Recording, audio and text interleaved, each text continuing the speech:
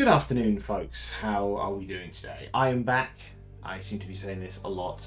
I was off last week. Let's start with that. It was I feel like I'm on the cusp of burnout. Was how I was feeling last Monday. So I day job stuff has changed of late. So I've been very, very busy during the day. I think I mentioned this before. Essentially, I'm wrapping up loose ends on my previous role within the same company and starting my new one. So I've just been very, very busy during the day. So there's not been a lot of slack in there. And now I stream during my lunch breaks. So it's not like I'm taking time out from work to do it. But even then, I was very, very exhausted. Added to the fact that I am currently doing some extra stuff in the evenings right now, which is exhausting, mentally taxing. Then chuck into the mix as well that I've had quite a bit of travel for work as well, not in any way glamorous travel at all. It would be nice if it were, but it really hasn't been. And then the final part of this is our 4-year-old has just decided that sleep is for the weak. That's not quite true. Once she is asleep, she's generally fine, but she has been fighting going to bed for this last week. She's regressed there. Bedtime routine's been going all right, and then she will just not go to sleep, and then get very silly, and then push it, and then go too far, and then blah blah blah blah blah blah blah blah blah. Oh, it's fine. Oh, yay! And we've got someone who needs a blocking. Goodbye, bot. You can just go away. So I've just been exhausted. I got to last Monday, and I was just about to post, geeky lunch chat was geeky lunch chat. Not with games or not on Monday, but we're going to be talking about this, and I just suddenly realized I do not have the energy for this. So I made a call that I said, look, I'm not going to stream that week. Hope it recharges the batteries. It has a bit. I mean, I'm still. You can probably feel it here, and I do apologize. I'm feeling very kind of low energy, but I figure let's do something. Let's try and keep doing, because there's a risk that if I just take a huge break from streaming, that I just kind of won't come back to it. And I've got a bit of momentum here. I mean, it's not like we're a gigantic community here. 80 followers. I mean, 80 followers is awesome. But it's not like a gigantic community. So I don't know how Twitch algorithms and stuff work, but my worry is that if I take huge breaks, that actually I'm gonna almost have to start from scratch, which would suck. So yeah, I'm back. I apologize, but I said it's going to be a relatively low energy stream, but I figure let's kind of get back on the horse and get on with this and have a bit of a chat about some stuff. So yeah, so I'm back. What else to talk about? So in the week I was off, I don't want to go too much. The next two topics are touching on political stuff. So they are political stuff. So let's not spend too long on them, but I feel it is worth talking about. So let's talk about the first one, Crit Awards. So for those who don't know about this, so wind back a couple of weeks. Very cool. I was nominated for a Crit Award for the Tabletop RPG Critics Directory, which is very, very cool. And when they put up nominations for that, they put up a statement, and I'm paraphrasing everything here. If I was more organised, I'd be pulling stuff up, I'd be chucking stuff up for you to see. But they put a thing up that basically said, in addition to the other rules advertised about who can and cannot be nominated, no Zionists or people who engage in Zionist activity. So by that, and I'm going to tread very carefully here because that's kind of the whole thing here. They're essentially talking about people who are supporting and glorifying the genocide that is happening right now. And I would hope that most people are not in support of genocide, and there was a very good response to that. And then several weeks later, I want to say on the 26th, 25th-ish, the said Zionists or people who engage in support for the genocide and their bots arrived en masse. and bombarded them with spam and trolling and unpleasant comments. Now, for those who don't know, the Crit Awards itself was meant to have a live event at Gen Con, and then very quickly the next day it came out that that is not happening anymore for their safety. Now, what has happened essentially is Gen Con reached out to the Crit Awards, and I don't know the specifics. I know little bits, but I don't know specifics. And essentially, it was I think the word ultimatum has been used, but the gist is they essentially said, "Look, you've got a chance to step away, or we're not going to be able to host you at Gen Con anymore," which is not good. In a sense, I can totally understand why they don't want to get involved in a political thing.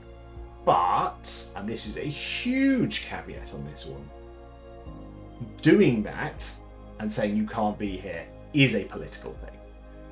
As a very simplistic view, you can go, "Oh, I don't want to be involved in this. I don't want the, a political stance, blah, blah, blah, blah, blah, blah, blah. Therefore, we're not going to host it." But choosing to actively, not even not host it, but to cancel, essentially. I mean, technically speaking, Crit Awards walked away, but they're put in a situation where they have no choice but to do so. To say, "We're not going to host this because of this," that is a political thing. And Gen Con have said nothing publicly about this, which is kind of horrific. The mass, the trolls, the mob, all of this mob, yes, but you know what I mean. Which I claim, "Oh, this is anti-Semitism. This is anti-Semitism." It's not. We're not talking about people being against Jews and Jewish people. We are talking about people who support the genocide, and everyone's been very clear about this. So it's unpleasant. I mean, and everyone else I've spoken to about this is incredibly supportive of everything the Crit Awards are doing. It's a horrible position they've been put in. But yeah, so that happened. I'm still bloody proud of what Crit Awards are doing. I have no idea if I'll win. I probably won't. But it doesn't matter either way to me. Because they are standing up for what's morally right, and the situation they've been put in is horrendous, and I'm frankly very disappointed in Gen Con. So yeah, that's that. I don't want to dwell on that too much, but that is a big thing that happened, and clearly, as I am up for a Crit Award, I wanted to talk about it a bit. Absolutely, free Palestine, and no one should be supporting the genocide that's happening there. Let's briefly wander through other political stuff. We have a general election here in the UK on Thursday. It's pretty much guaranteed that Labour are going to win it. Which is good, which is really good. We've had 14 years of Conservatives here who have gone increasingly right-wing. I'm not going through the entirety of the UK politics over the last 14 years, but it's been bad. We've had things like Brexit and stuff like that. They've gone increasingly far right. So the polls, everything's suggesting, it's going to be not only a Labour win, but it's going to be a very strong Labour win, which is excellent. Obviously, those polls, till it happens, it hasn't happened yet, but that is good. That we're going to get a bit of a change. However, and I tweeted about this yesterday. I want to be excited. I do. And they are putting good people in good positions. And I hope we get some sort of movement here. But currently it just feels like an end to things getting worse. Until I see things getting better, I won't believe it's actually happened yet. And the example I gave was the US. So obviously there were 4 years of Trump, which were horrendous. And then we've almost finished 4 years of Biden being in. And while there's been a stop to the terrible policies, obviously there's been House Republicans doing all sorts of horrendous things. But it's not got horrifically worse, but I've not felt it get actively better. Now, obviously I don't live in the US, so I've not seen this on the ground, but, it's not been the improvement we would have liked to have seen. And then obviously with the upcoming election, which is worryingly on a knife edge because of all kinds of factors, it's making me, I'm trying to be optimistic, I really am, but it's tough, it really is. And things like European elections, which have swung massively to the right. I mean, I'm very glad that it looks like Labour are almost certainly going to get in, and hopefully the Conservatives over here get absolutely squashed, but the Reform Party is on the rise. We'll see how well they do, but It is depressing. It really is. But I will go out on Thursday. I will vote, and at least it will be, should be at least, an end to the Conservative Party as we know it, which is got to be a good thing. We can't have more of this. Right, let's move on from politics. Yeah, okay. Right, come on, let's get some energy on here. So what I was going to talk about today, something I've spoken a little bit before. A couple of weeks back, I talked a little bit about the Alien movies. And I talked a little bit during that about the making of documentaries. And that's the thing I want to talk about today. So I am a massive cinephile. I love movies and I love the making of movies. I'm fascinated by the making of movies, especially, I am fascinated by visual effects and modern day visual effects as well, but kind of more old school stuff I find very, very interesting, and the whole process of it I find very interesting. So what I was going to talk about today was some recommendations for those people of a similar mindset of behind the scenes or making of documentaries from big movies, which I think are worth watching because, oh god, I'm going to feel old here. When DVD came out, we essentially started seeing more and more behind the scenes features, special features coming out with films. But generally, there would be maybe a half-hour thing, a couple of interviews with bits of the cast, maybe a little bit of a breakdown of like a really big action scene or something. But that would be about it. But there are some exceptions. There are some exceptions of movies that have had phenomenal behind the scenes, where they are like 3+ hours long, that really take you through that journey from inception of the project, script writing, casting, production, visual effects, post-production, music, reaction, the whole journey. And that's what I want to talk about here, because there's some really good stuff that really opened my eyes to an awful lot about the film industry. So I'm going to give you some recommendations here and talk a little bit about why I think they're particularly good. So let's... I talked a little bit about Alien there. Let's start with Alien. It's not the big topic on this one, but I think there's definitely some stuff worth talking about on this one. So for the Alien quadrilogy release, which came out in, something like 2003, I think. I certainly got the box set first year of uni. That was 2003, I think. They did a massive multi-part documentary for each of the 4 Alien films that were out at the time. Alien, Aliens, Alien 3, and Alien Resurrection. And I want to talk about the first 3 of them here. Not that the documentary on Alien Resurrection is bad, it's just less interesting to me than the other 3. So, the first one, The Beast Within, which is the making of Alien. This is really interesting because this takes you right back to the start. You end up hearing an awful lot of interviews with Dan O'Bannon and Ronnie Shusett, who are the people who originally wrote the first draft of Alien. It then subsequently got rewritten by David Giler and Walter Hill. But they were there from the start, and they are interviewed kind of about the whole process. They talk about, writing it, sleeping, one of them was sleeping on the other's sofa, waking up in the middle of the night with the realization of what the facehugger could be and how it could work.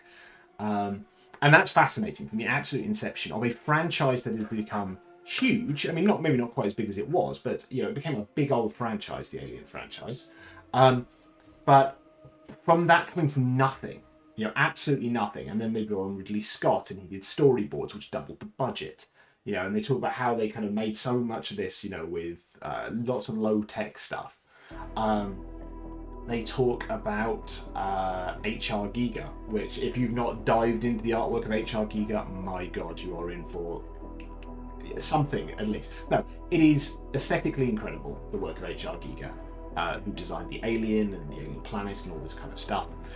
It is highly sexual. I mean, not going to lie about that. And the second, if you can't not see it, but the second someone flags up to you, like, everything is sexual.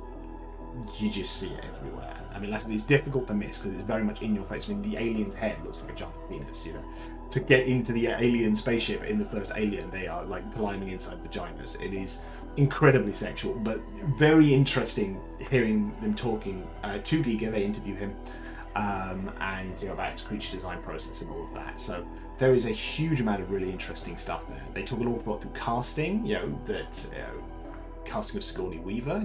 The character of Ripley wasn't originally going to be female.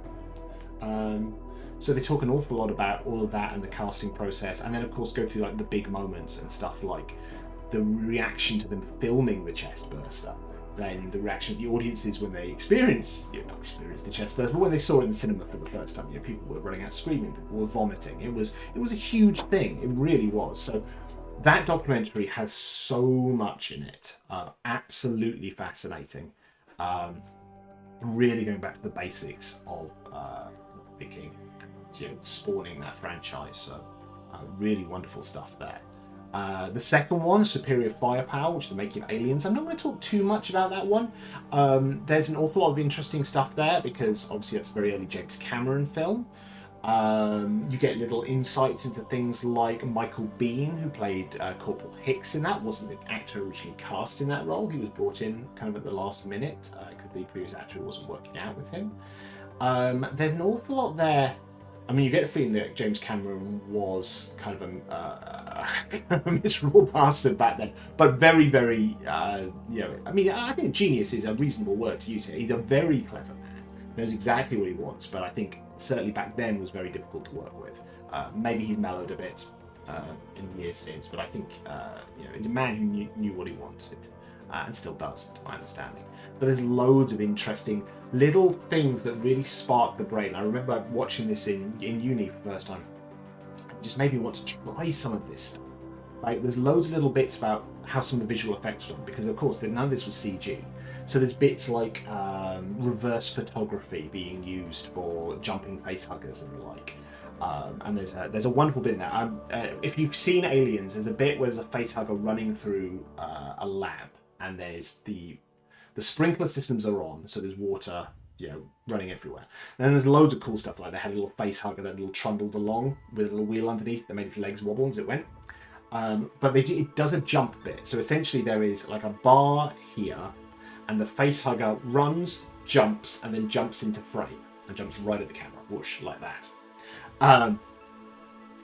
And that's got reverse photography in it. So essentially they had the face hugger on the arm, then they pulled it backwards to a starting point. They also then did the same shot, it jumping forwards, and they played the first bit backwards into the second shot, and it jumps forward. And there's a comment on there that people went, you've got sprinklers, you've got water running from the ceiling, you can't do reverse photography. It's not going to work, you'll see water run upwards. And James Cameron quite rightly said, no you won't. You'll see a texture of water splashing on the floor. You will not see individual raindrops. It'll look fine, and it does. Yeah, there's so many wonderful things about like how they made the alien queen, how they puppeted that, with very limited rod removal. There was a person inside the power loader for the big fight scene at the end. Fascinating stuff. And there's a really interesting bit, an interview with James Horner, who did the music, who kind of gave an insight into the composing process, which I've never really thought about. I mean, I've always been absolutely in awe of film composers. I don't know, and in fact composers in general. I do not know how they do it. And hello, Imon Economist. I see you there. Thank you very much for joining me. Musicians in generally I find absolutely incredible, and composers in particular. The fact that you can come up with a main theme and a melody and stuff like that, and break it down into the individual parts and write all of that, and then get it to work, and then the performers who then play it cold, having never rehearsed it. Absolutely incredible. And they talk about the fact that James Horner was brought in and he was meant to arrive to have a fully edited movie. Maybe a couple of visual effects that would still have to be done, but the whole thing was there. He could watch it and he could compose in time with what was meant to be happening. An event happens 37 seconds into this scene, and therefore there's going to be a musical beat that plays off that 37 seconds. And it wasn't edited. They were still shooting, and he had less and less and less time to do it. And it's heartbreaking to watch, but absolutely fascinating to get this insight into the process. James Horner did Titanic, indeed he did, and he actually talked about the fact that after Aliens, him and James Cameron didn't speak for ages, and then after Braveheart, which James Horner did, James Cameron was starting to prep for Titanic, had been listening to the Braveheart soundtrack, and actually they both reached out to each other and kind of mended everything and produced a beautiful score for Titanic, for a beautiful film. So that's really interesting to listen to. Harry Gregson Williams is my favourite. He's a really good composer. I need to listen to more of his stuff, to be honest. But no, he's a very, very good composer. There are so many absolutely wonderful composers out there. There really are. I love movie scores. I really do, especially if I'm working. I try and avoid stuff with lyrics when I'm working, so I listen to a lot of movie scores. And the last one I'll talk about on Aliens is the Alien 3 documentary, and I would plead with you, if you have not seen Alien 3, or you saw it when you were younger and you wrote it off as not being good as Alien and Aliens, please watch it again. It is really, really bloody good. And particularly good if you watch the assembly cut that they put together for this quadrilogy release and has been released ever since. It's fascinating. It is the first David Fincher film. So David Fincher of Social Network, Fight Club, The Game, Seven. And he was brought in.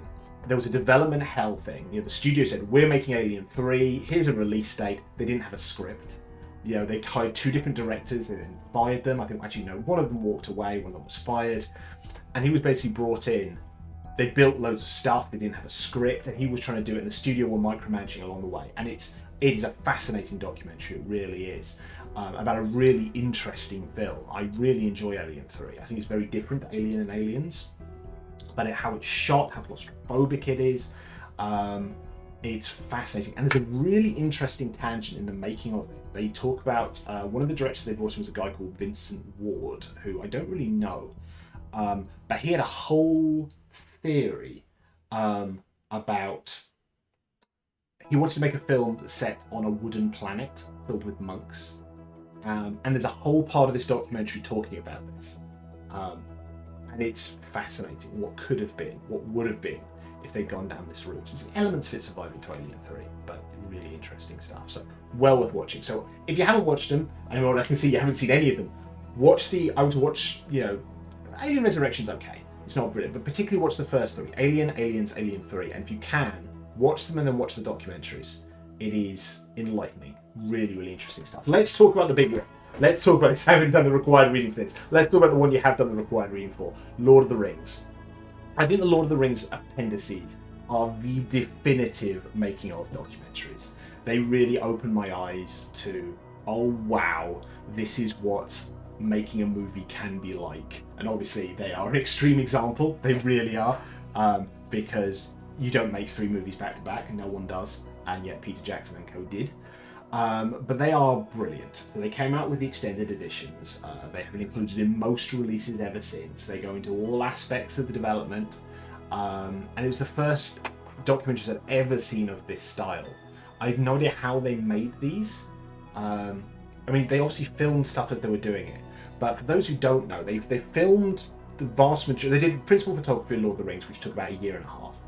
But then edited Fellowship of the Ring, and it came out in, I want to say, I'm going to get this wrong here, I want to say 2001, and then Two Towers was 2002, and Return of the King was 2003. I may be slightly off in those dates, but the point is they came out around Christmas, 3 sequential years. But they were still, so when they were releasing, they were gearing up to release Two Towers, so they were still finishing visual effects on that, and scoring it, and all of that. They're also finishing production on this extended release of Fellowship of the Ring and putting together all these documentaries. Now, it's not all the same people, but the fact all that was happening at the same time and they were interviewing cast and crew and stuff like that while still finishing the next film, that's insane. It really is bananas, but they did it and it came out wonderfully. So those are just fantastic to watch.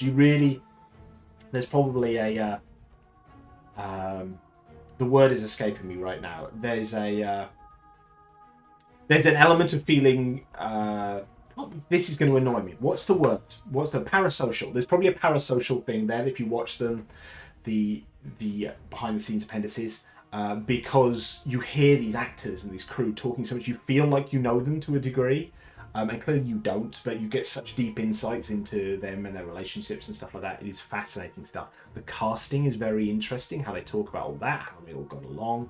There's elements where they clearly had to edit it, because these came out while the films were still coming out. So they obviously talk about the process of filming and the cast and all of that. but from a Fellowship of the Ring perspective, kind of glossing over the fact that a huge amount of time they were working with Bernard Hill and Carl Urban and people like that for characters from The Two Towers and Return of the King. But they do a very good job of, kind of compartmentalizing it. But there's loads of wonderful stuff in there. And again, where you're not relying on visual or not relying on CGI as much. I mean, clearly there's a huge amount of CGI in Lord of the Rings. But having said that, Weta Digital weren't the Weta Digital we know today. They were kind of untested. They had done things like Heavenly Creatures, but they hadn't done, Avatar. So the CGI was kind of untested at that scale. They had Weta Workshop doing all the wonderful production of props and costumes and all of that with detail that you would never see on screen, but they did it for authenticity's sake. They have bigatures, so these giant miniatures, rather than doing CG sets. So much of it was giant miniatures, which are absolutely beautiful. And the amount of tricks they did for scale.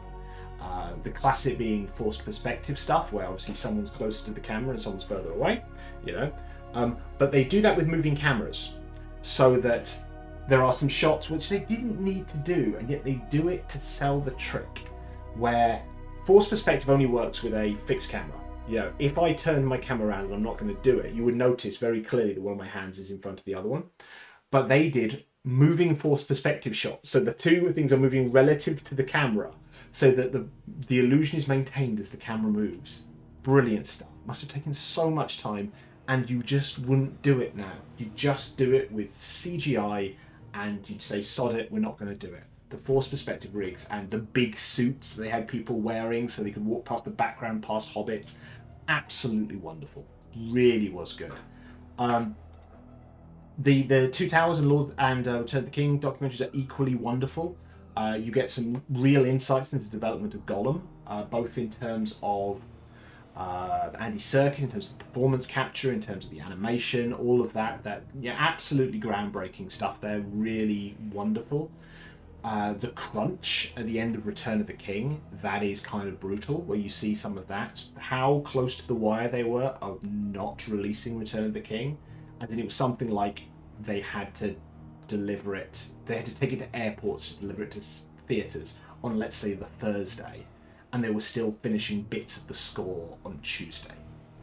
It was that close to the wire. It is ridiculous. So those documentaries are wonderful. And I've been watching these. I'm not talking too much about it, but this work I've been doing in the evenings, I've had a lot of these documentaries on in the background, just listening to stuff while I'm getting on with it. So they are wonderful. What have we got here? The techniques they developed just for these movies, absolutely. And also low-end stuff like having hobbits kneel in some shots, absolutely. There is a wonderful shot, you'll know this, Mon.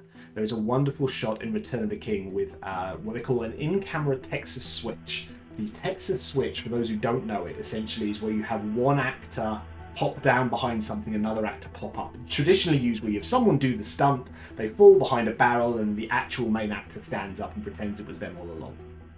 There is a shot in Return of the King where Denethor throws Pippin towards camera, and he throws Pippin's scale double, who then rolls and then stops just about here, and then the actual Pippin actor pops up, and it's perfect. It's absolutely perfect.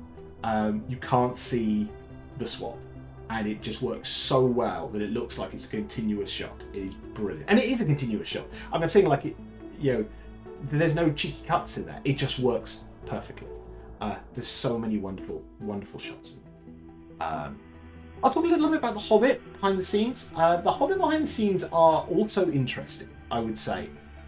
So they followed the same approach for the Hobbit movies, and now I will be the first to admit that the Hobbit movies are nowhere near as good as Lord of the Rings. They're just not.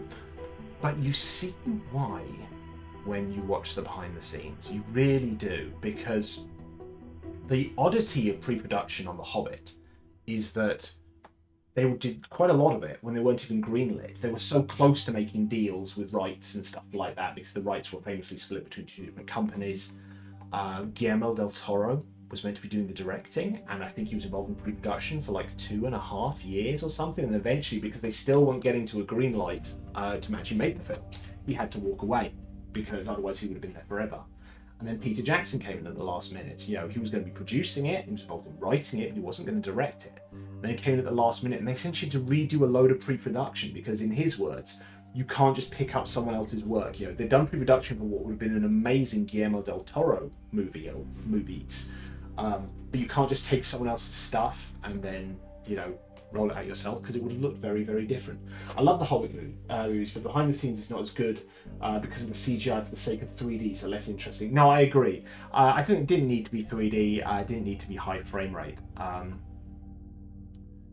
It's interesting when you watch the start of those behind the scenes, because the cast seemed to have a really good time. They seemed to, the dwarf actors and Martin Freeman were very excited to go on this journey. I think they did have a good time. You see some not so nice bits where, for example, Ian McKellen, kind of famously, for bag end stuff, they did a lot of, it was a very clever technique. They essentially had two versions of the set, the actual version that the dwarves were in, and Ian McKellen was on a green screen set which had the same kind of configuration, and they had motion control cameras that were making the same moves.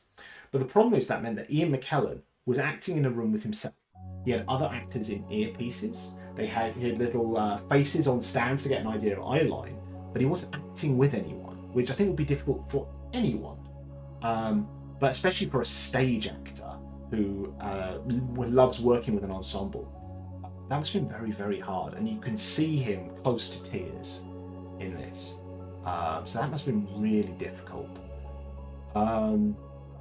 What else to talk about on the Hobbit ones? I mean, the creature design stuff is still fascinating. I think the documentaries on development of Smaug were very interesting, especially things like the fact the first movie came out and they hadn't nailed down what Smaug would have looked like, to the degree that the version you saw on DVD, or digital nowadays, isn't the version that came out in cinemas. They hadn't nailed down the fact that Smaug has hands on the end of their wings, so that when in the prologue in An Unexpected Journey, Smaug walks towards camera, when it came out in the cinema, you just see feet. But the version on DVD, etc., has the elements of wings coming off of it. So they had to change that retrospectively because they hadn't nailed down the Smaug design. The stuff on Beorn is interesting. There's a lot of interesting insights, talking to Tolkien scholars about the history of having a hero who can turn into a bear. There's a lot of Norse elements there, and Beowulf. And what I find fascinating, there are two different stories. There's Beowulf, and there is a traditional story about a hero who turns into a bear, which I want to say is like further Scandinavia towards Russia.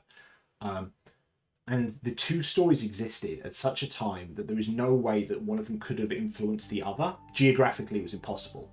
And yet they are so similar that there must be a story that has been lost to time that both of those are based on. But we have no idea what that story is. There's the Lost Bear hero story, which is fascinating. What else have we got? Matt Damon acted alone during my favourite movie. Are we talking about The Martian? Because I love The Martian. The Martian's absolutely fantastic. Both the movie and the book and the audio book are fantastic. I assume that is what you're referring to with regards to Matt Damon acting alone. What else on The Hobbit? Yes, Martian's brilliant. Another one I recently just rewatch again and again. Doesn't matter how many times I've seen it. Last bits on The Hobbit. That rush I described to meet the deadline for Return of the King, they had the same thing with Desolation of Smaug, and it was incredibly close to the wire, and that's uncomfortable to watch. It really is. Then you watch the behind the scenes on Battle of the Five Armies, and it is so clear why everything ended up as it did. Like they did principal photography, and they just stopped. They just stopped and said, "We haven't planned the Battle of the Five Armies enough. Let's stop, and we will come back in a year once we've planned it all." And you can see Peter Jackson was just struggling through all of that. Now, I still think there's more they've not told us. I would be very intrigued to know where the decision was made to go from 2 films to 3 films, and who drove that. I assume it was the studio, because I think The Hobbit was never going to be as good as Lord of the Rings, but I think if it had been 2 films instead of 3, I think it would have been astronomically better. There is too much padding in Battle of the Five Armies. I think there's too much padding. Desolation of Smaug. You've got that whole end sequence in Desolation of Smaug, which I think is unnecessary. And I know people have edited it down to 1 or 2 films, but I would be very intrigued if Peter Jackson ever went back to it and said, "Look, I'm going to do a 2-movie recut of this. What it might look like," because I think it would be so much better. I have a friend of mine who's an on-set colorist for the Hobbit films. That's very cool.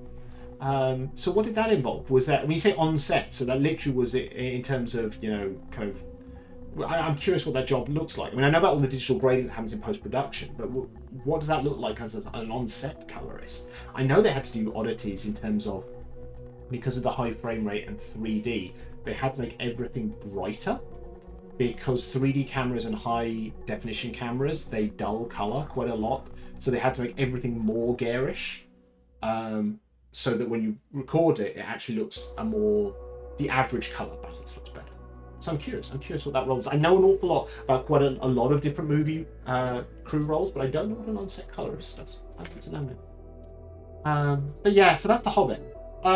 Other ones, I mean, I don't have a huge amount of time here, but stuff to have a look at that I think are well worth watching. Ridley Scott movies tend to have very good behind the scenes. So Gladiators behind the scenes is a fantastic documentary, especially talking about the script development process. That's really interesting. There were an awful lot of hands involved in nailing the Gladiator script and getting all the different elements there about the fact it was a boys' movie in terms of the fighting, but actually there's a huge heart to Gladiator. In all the character moments, and they endeavoured not to make it a big boys action movie and actually make it a film with heart, with really good 3-dimensional characters. A love story that's not really a love story, because the studio was trying to push for romance, something for the female viewers, and actually they said, no, this is ridiculous. This shouldn't be what it is. If Maximus goes and has an affair, it ruins everything, because what he's trying to do is to avenge and then return to his dead wife and child, and it ruins that. Why isn't The Martian better behind the scenes? I don't know. There is some stuff, but there's not enough. There should be absolutely more. Maybe he'll return to it at some point. That would be nice. Hannibal. I have a huge soft spot for Hannibal, the Ridley Scott movie. It's very different to Silence of the Lambs. It is a very different character of film. But I'm very fond of the book, and I'm very fond of the film as well. And the behind the scenes is very interesting there as well. They talk an awful lot about taking the book and finding the elements that will work on screen and work well. There's a lot of interesting stuff in the visual effects, in terms of prosthetics, with Gary Oldman as Mason Verger, the gruesome scene near the end of Hannibal with Paul Krendler at the dinner table, how they got that to work, involving puppets and actual food and all kinds of stuff, which I'm not going to go into too much detail on for the squeamish out here, but very interesting. That's a really good documentary. And annoyingly, because the film is not as well loved as some other things, the digital release, the iTunes release of Hannibal, doesn't have the documentary that was on the DVD and Blu-ray version.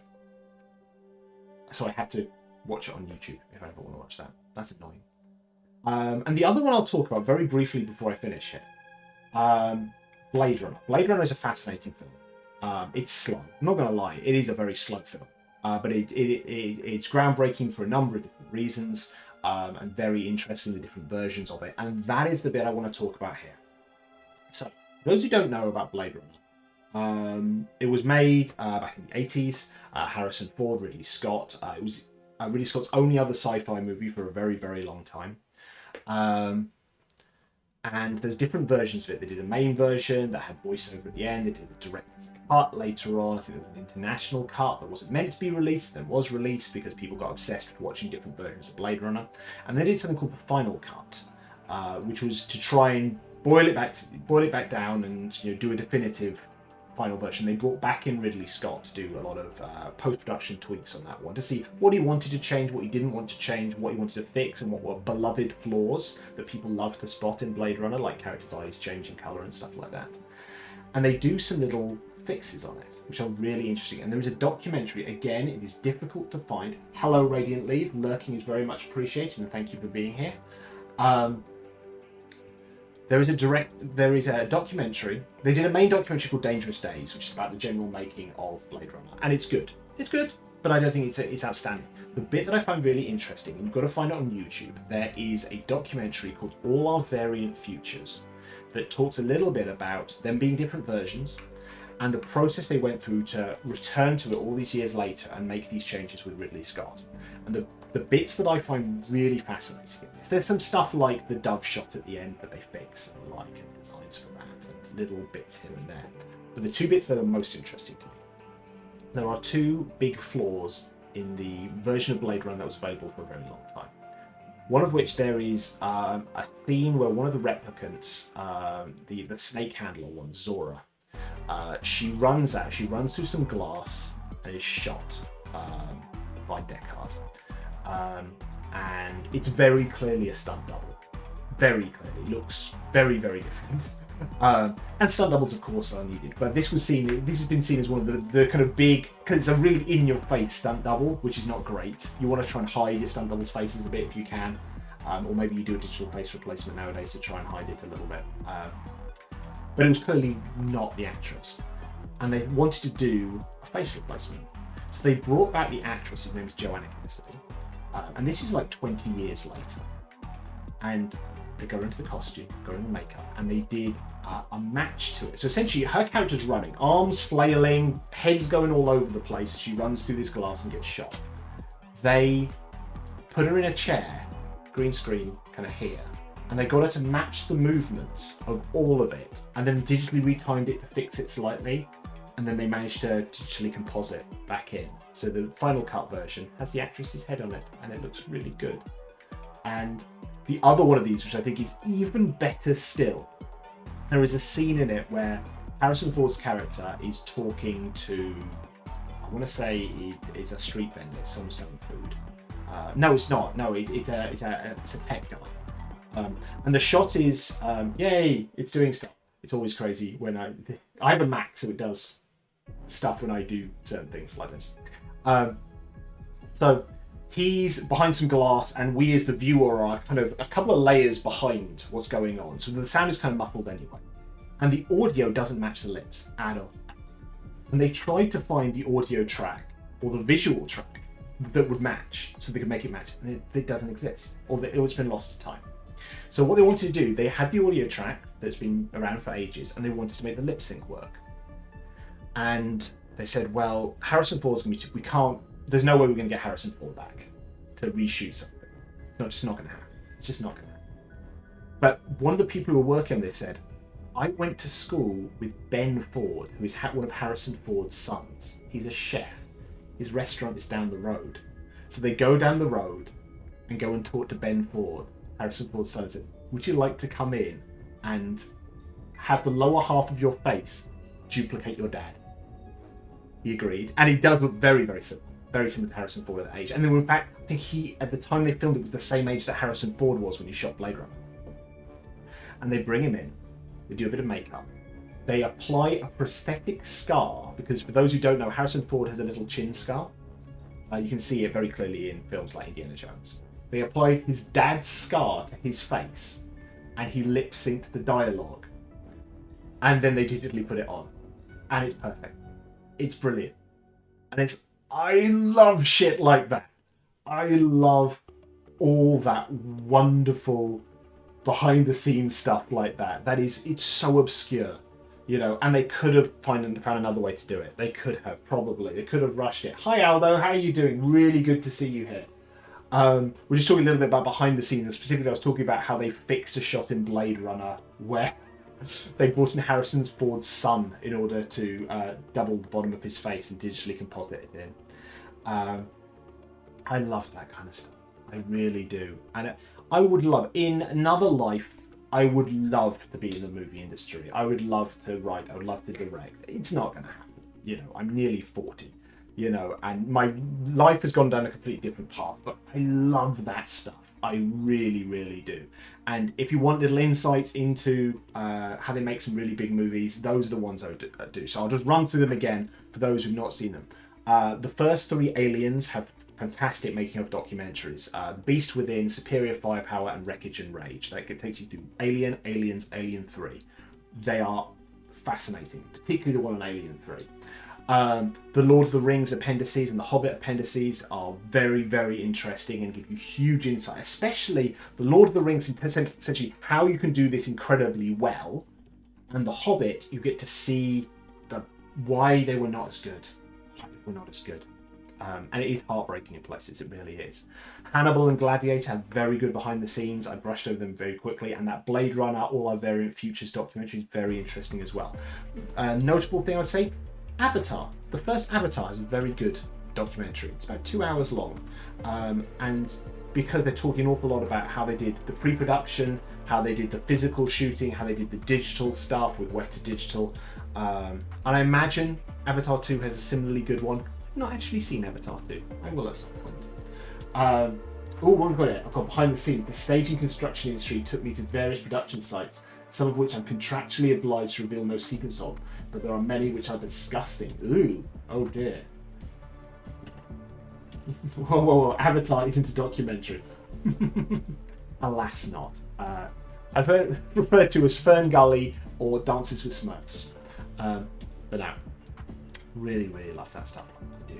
I have to go. I have a day job. That sucks. I really wish I could stay here and talk with you all day. But alas, I can't. So I'm going to need to chuck you on to someone else. Hopefully, we have a stream on Wednesday. I will be playing some sort of puzzle game. I haven't decided what yet. I would like to, words failing. I would like to kindly ask you to share and watch and pass around and like and subscribe to Short Thoughts. That is my interview series. 15-minute interviews with people in the gaming industry. There's 4 episodes out so far. The latest episode with Richard Hatchling's Games came out last Friday. Please like, subscribe, share it around. It's really hard to get momentum on this stuff, you know, especially with Twitter being the kind of bin fire that it is. So please, if you've not had a chance to check out Short Thoughts, please do. Please share the link around. That would be really appreciated. I'm trying to get to 100 subscribers. I was hoping to get to 100 subscribers by the end of June. Didn't happen. My new goal is 100 subscribers by my birthday, end of August. That would be brilliant. And last thing, if you've not voted in the Crit Awards, please vote for me in the Crit Awards. That would be cool. I'm in the category of innovation in the tabletop RPG space. It's like category 34 or something like that. That closes, I think, end of this week. So if you could do that, that would be wonderful. Okie doke, who can we raid? Well, Tig is still raiding. She's got quite a lot of people there. I am going to follow Imon's lead here, who, Imon, you very kindly introduced me to Puzzling Old Man, who seems like a lovely chap who does puzzles on stream, which is just wholesome and wonderful. So I think we're going to go there. So let's do that. Let us just see if I can. And then we will hop across in just a second. Puzzling Old Man, doing crosswords and stuff. So let's start a raid there, and we'll hop across in just a second. Counting down, blah, blah, blah, blah, blah. Marvellous. All right, well, I wish you well. Take care, and I will speak to you all very soon. All right? Bye.